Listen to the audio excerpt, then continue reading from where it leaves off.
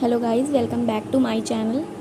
Guys, आज का हमारा टॉपिक होगा एमआरआई पैरामीटर्स, जिसके बेस पे हम लोग सीक्वेंस करते हैं। जो एमआरआई में सीक्वेंस होता है, जिनका मेन रोल होता है, तो उसमें हम लोग पैरामीटर्स को ही चेंज करके T1 weighted T2 weighted images बनाते हैं।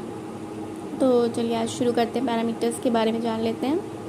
तो पैरामीटर्स में like matrix, FOV and number of excitation, flip angle, bandwidth, SNR, इन सारी चीज़ों के बारे में बात होगी। तो सबसे पहले जान लेते हैं कि मैट्रिक्स क्या होता है। What is matrix in MRI. तो मैट्रिक्स जो होती है फ्रेंड्स, आप लोगों ने देखा होगा कि जब हम लोग स्कैन करते हैं तो उसमें जो 3 सेक्शंस लेते हैं, तीनों व्यूज़ लेते हैं, एक्सियल, सैजिटल, कोरोनल। तो उसमें मैट्रिक्स जो रोज़ एंड कॉलम्स में दिखते हैं ना, रोज़ एंड कॉलम्स, लाइक मान लो 256 रोज़ एंड 256 कॉलम, तो उनको मिला के क्या बनता है, मैट्रिक्स बनता है। मतलब matrix consist of rows and columns of pixel is called matrix. Matrix में क्या होता है कि मैट्रिक्स जो होता है वो कंसिस्ट करता है रोज़ एंड कॉलम्स को। For example, matrix of 256 into 256 means the image has 256 rows and 256 columns of pixel. What is pixel?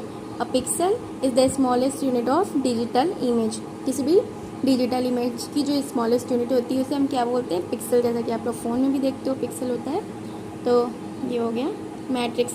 अब मैट्रिक्स कैसे इंक्रीज़ हो रहा है, डिक्रीज़ हो रहा है, उसका इमेज पे क्या इफ़ेक्ट पड़ता है, वो एक बार समझ लेते हैं। तो क्या होता है कि greater the size of the matrix better is the resolution. जितना ज़्यादा मैट्रिक्स की साइज़ को हम लोग बढ़ाएंगे उतनी ही ज़्यादा रिजोल्यूशन क्या होगा, अच्छा होगा। तो if matrix is increase keeping the FOV same.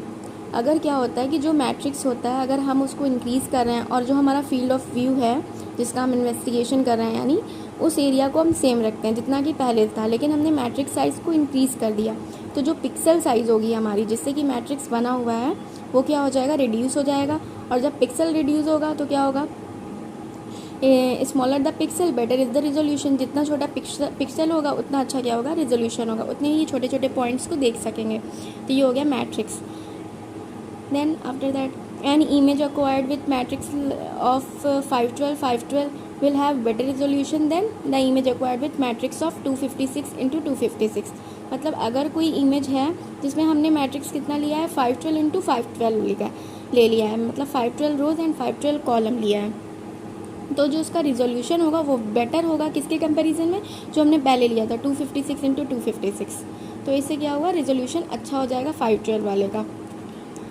However increasing the matrix size increase the scanning time. जितना ज़्यादा मैट्रिक्स को इंक्रीज़ करेंगे उतनी ही ज़्यादा क्या होगी, स्कैनिंग टाइम हो जाएगी। क्योंकि पहले हमने एग्जांपल में लिया 256 रोज एंड 256 कॉलम्स का, लेकिन बाद में रिजोल्यूशन को बेटर करने के लिए अगर हम उसे 512 इंटू 512 कर देते हैं तो उससे क्या होगा, पिक्सल्स हमारे छोटे छोटे इतने सारे हो गए 512 इंटू 512 में।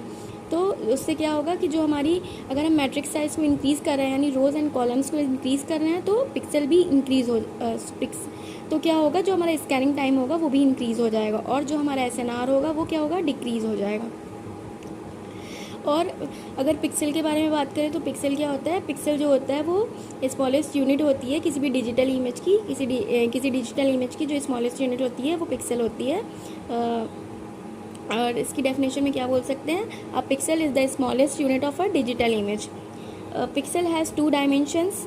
पिक्सल क्या होता है, वो 2 डायमेंशन होता है। कई बार एग्जाम में पूछा जाता है कि पिक्सल जो होता है वो 2D होता है और 3D होता है। तो पिक्सल जो होता है वो 2D होता है, और एक होता है वॉक्सल, जिसको हम लोग क्या बोलते हैं, वॉक्सल जो होता है वो 3D होता है। वो क्या होता है, smallest unit of the imaging data is called voxel.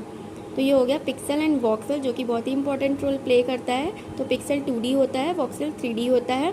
और वॉक्सल जो होता है वही डिटरमिन करता है क्या, मैट्रिक्स की साइज़ को, FOV को और स्लाइस थिकनेस को। इन तीनों चीज़ों के लिए कौन रिस्पॉन्सिबल होता है, वॉक्सल रिस्पॉन्सिबल होता है। वॉक्सल जो कि 3D इमेज होती है, 3D दिखता है। वॉक्सल जो होगा 3D एलिमेंट होता है, वॉल्यूम एलिमेंट जिसको बोलते हैं वॉक्सल को, और वो 3D होता है, और यही डिटरमिन करता है मैट्रिक्स साइज़ को, FOV को और स्लाइस थिकनेस को।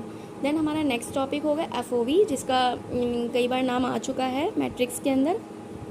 तो FOV क्या होता है, FOV जो है नेक्स्ट टॉपिक है हमारा। तो FOV भी एक टाइप का पैरामीटर हो गया, पैरामीटर्स के अंदर FOV भी आता है। तो FOV में क्या होता है, फील्ड ऑफ व्यू जिसको बोलते हैं, फुल फॉर्म होता है। कई बार एग्जाम में ये भी पूछता है FOV स्टैंड फॉर। तो FOV क्या होता है, फील्ड ऑफ व्यू। तो इसमें क्या होता है, it is the area from which information is obtain and represented on the image.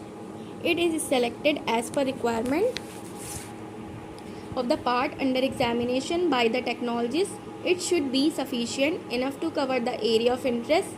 Increasing FOV improves SNR but reduce resolution.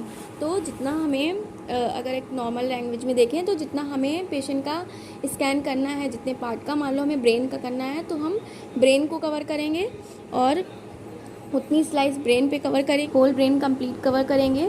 और उसमें क्या, vertex up to line of foramen and magnum, तो यहाँ तक अगर हम कवर कर रहे हैं तो वो हमारा क्या हो जाएगा, फील्ड ऑफ व्यू हो जाएगा। जैसे एरिया ऑफ इंटरेस्ट भी, जहाँ से हमें इन्फॉर्मेशन गेन करना है तो उस एरिया को क्या कहेंगे, फील्ड ऑफ व्यू। तो फील्ड ऑफ व्यू से ही क्या, हमारा जो इन्फॉर्मेशन एरिया है उसको बोलेंगे। तो ये बहुत ईजी सा हो गया कि फील्ड ऑफ व्यू किसे कहते हैं। फिर से एक बार इसकी डेफिनेशन देख लेते हैं। फील्ड ऑफ व्यू क्या होता है, is the area from which information is obtain and represented on the image.